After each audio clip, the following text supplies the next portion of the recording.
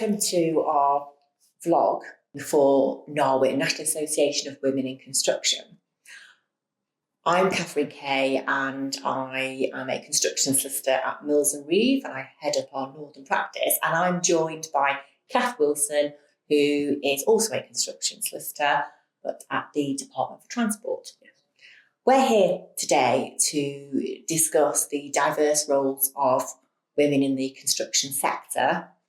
You will undoubtedly be joining us because you've seen that NAWIC has been promoting on all its social platforms the diverse range of careers for women in construction and generally trying to promote that. And we are really delighted to be able to help and inform that conversation. In terms of our format, we are going to have a bit of a day in the life of our careers to date, and we are just going to touch on a few different points, such as the differences between Kath's role and my role, our careers, how we got to where we are, and then also talk about what we call the Project Glow, some of our more recent and particularly favourite projects, and then just talk about where we've got to and what the future looks like. So without further ado, I will hand over to Kath to just discuss her route to qualification as a construction solicitor. Thank you, Catherine. I did not go the traditional route to qualification. I didn't go to university and do the LPC. I decided to go into the law as a trainee legal executive at the age of 18 and do all my exams in the evening, weekends. And so I got there in the end. I had a lot of support from employers along the way and qualified. As a result, I had a good range of variety of work that encouraged me and pushed me in the direction of construction work, such that is what makes me tick. I really like construction work and all things related. What about you? Well, by comparison, I had what you could just simply call a textbook route to qualification. I did the typical arts A-levels, law degree, trained, qualified, worked for a couple of years. I was very keen to work overseas. I lived and worked in Sydney for quite a long time. There was a massive shortage of construction lawyers to support the Olympic Games over there. So I was lucky enough to go and live and work over there. And the work there was totally different to what I've been doing over here and a bit different to what I've been doing since I came back as well. So the work ranged from working on what was the largest gold mine in Australia, iron ore, zinc mines, pulp and paper mill, a tunnel under the ocean, and train lines across the desert. So quite a big variety of work. I can't compete with gold mines, but I did help work on the disputes associated with Wembley Stadium and the delay for that being opened, and Channel Tunnel. So some of those were really interesting, but can't compete with the Australian aspect. Bit of crossover there. Yeah. And then we thought we would move on to a little bit more about the differences between Kath working in private practice and me working in-house, the differences and also some of the common themes. Yes, so I've worked private practice. I was at St Mason's for many years and Cobberts, and then decided to go into the public sector of Transport for Greater Manchester. It was at a time that they were deciding to expand the Metrolink, and there was a huge amount of work there. The difference, I suppose, the stark contrast on day one was there was no time recording as such. I didn't have to account for every 6-minute units. I did have to account for the day, but that was really refreshing. And then continued in the public sector since DFT. We still have to account for our time, so there's time recording, but it's not that 6-minute unit.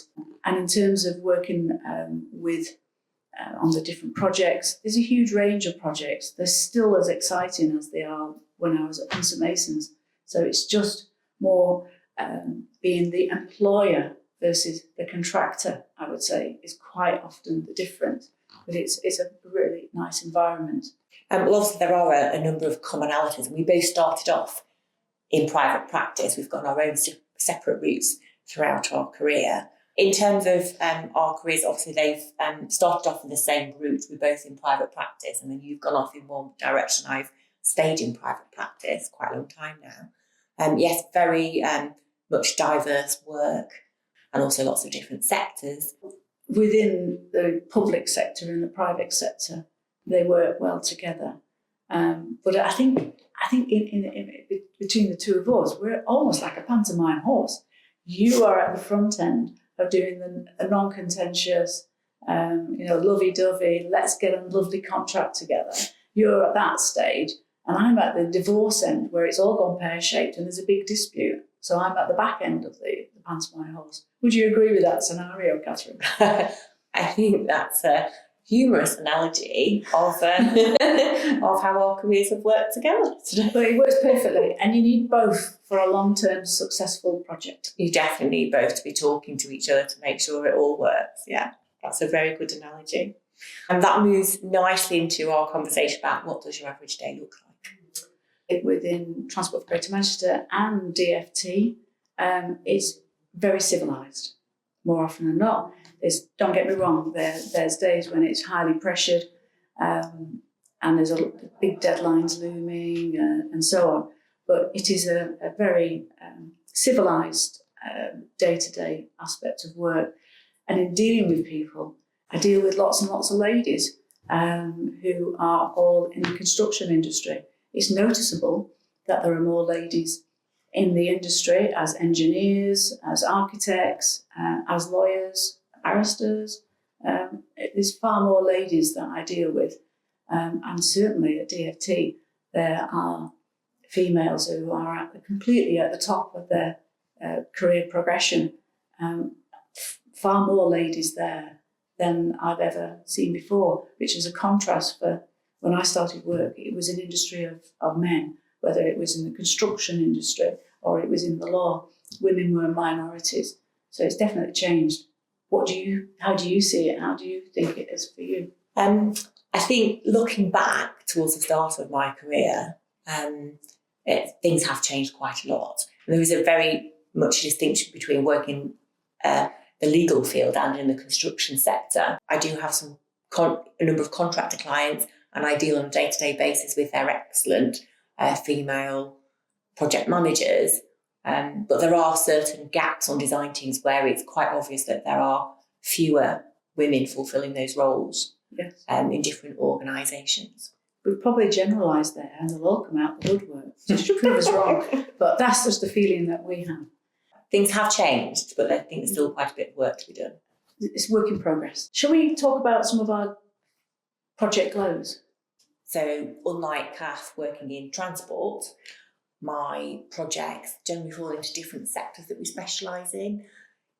Historically, I have done, it's fair to say, quite a lot of public sector and private sector work, more latterly more public sector, and in particular health work and education and local authority housing. In terms of education work at a local level, I've been lucky enough to support the University of Salford on their master plan, which is to last for 10 years. That's a £850 million long-term project. It's been really interesting working in collaboration with Salford City Council, and then also a number of bespoke buildings for the university, National Acoustic Centre, School for Science and Engineering. I think roughly in the last 10 years, I've probably acted for about 30 different education institutions. Impressive. So quite a few. Obviously some a lot more work than others, but quite a bit of variety, and that's nationwide.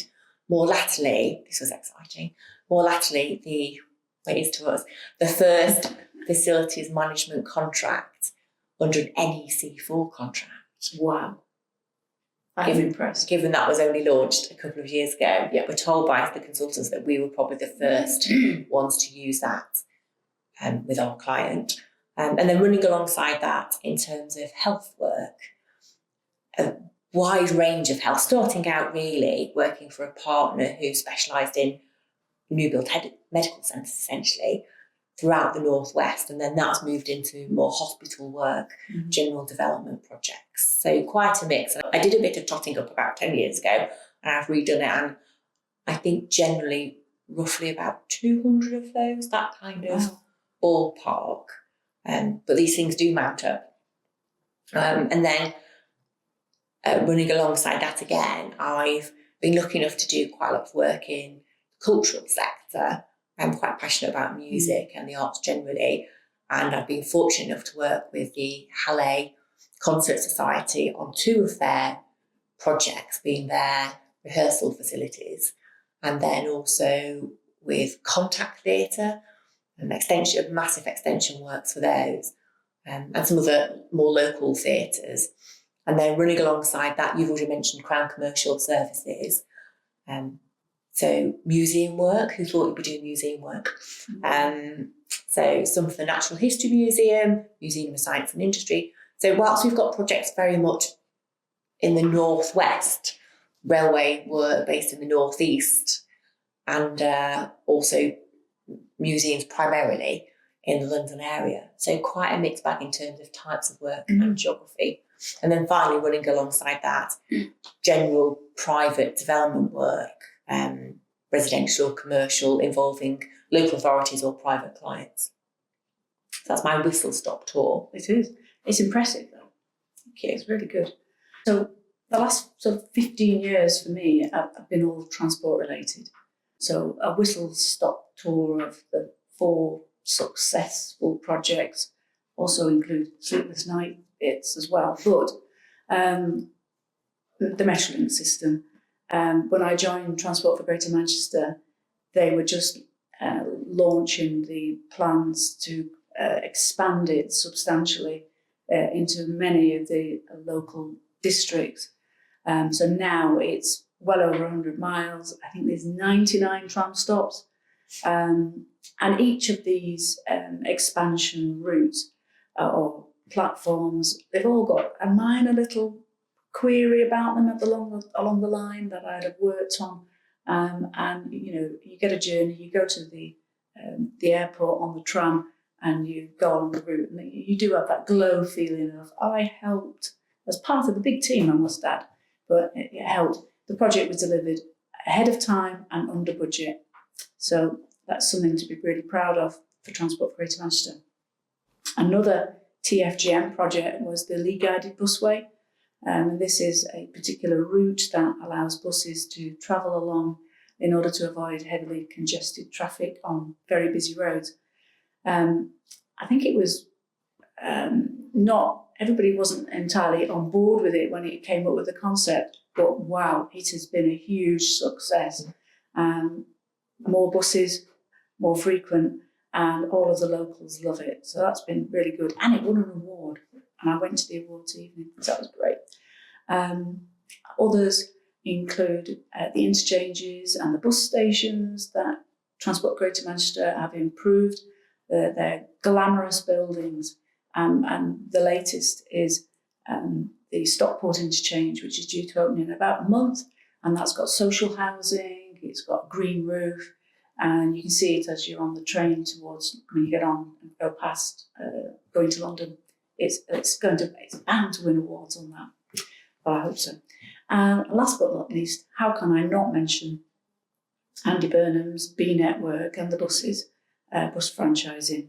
Huge piece of work, ahead of the game, first in the country to do it, and it's not had any issues on the way. It's been a success, and it's going to expand. And it's a huge success for Transport for Greater Manchester. At DFT, all the projects I'm working on at the moment, they're all still work in progress. So it would be inappropriate for me to say that they're huge successes because they're not finished yet, but I'm sure they will be. Thank you for that. That was really interesting. Finally, we're just going to have a conversation about where we think we're going as women in the construction sector, not just in legal sector, but generally. We've looked backwards at our careers and where we are now, and Kath is particularly passionate about this area. We've had many conversations about it over the years, and we're obviously here today to support NAWIC and to try to promote women in the diverse careers in the construction sector. So we'll have some final top tips from Kath. Well, I think women are the backbone of this country, and if they're given opportunities to enhance their careers, then now's the time to do it. I would recommend that if there's anybody out there who's thinking, I'm going to get married, I want to have a family, I want to have a balanced family life, and how am I going to achieve that with a high-pressure job? I would say public sector. I know for a fact that Transport for Greater Manchester have advertisements out at the moment for lawyers, and they embrace flexibility and shared working and so on. And equally, DFT, they are recruiting at the moment, and it is far more flexible, I would say, compared to the private sector. But if I'm wrong about that, you can tell me. Well, I'd say, looking back at my career, I have seen changes, certainly. I have, until very recently, I have only ever worked with one female construction solicitor partner, in fact, and that's actually in Sydney, so not in the northwest, but Mills Reeve have recruited a female partner in the last 18 months, and I certainly see a little bit more of senior construction partners on projects.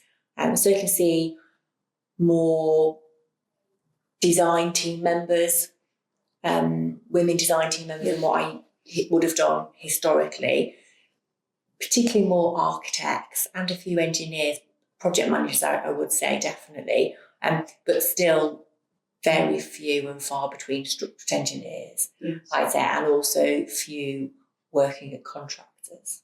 So things have changed quite a bit throughout both of our careers, but there are still obvious gaps. Yeah. And I think we probably both say we'd very much like to see some of those gaps filled, really. So it's work in progress. A work in progress. So if you have any questions or queries, contact NAWIC, Catherine, or myself, and we're happy to help. Thank you. Thank you.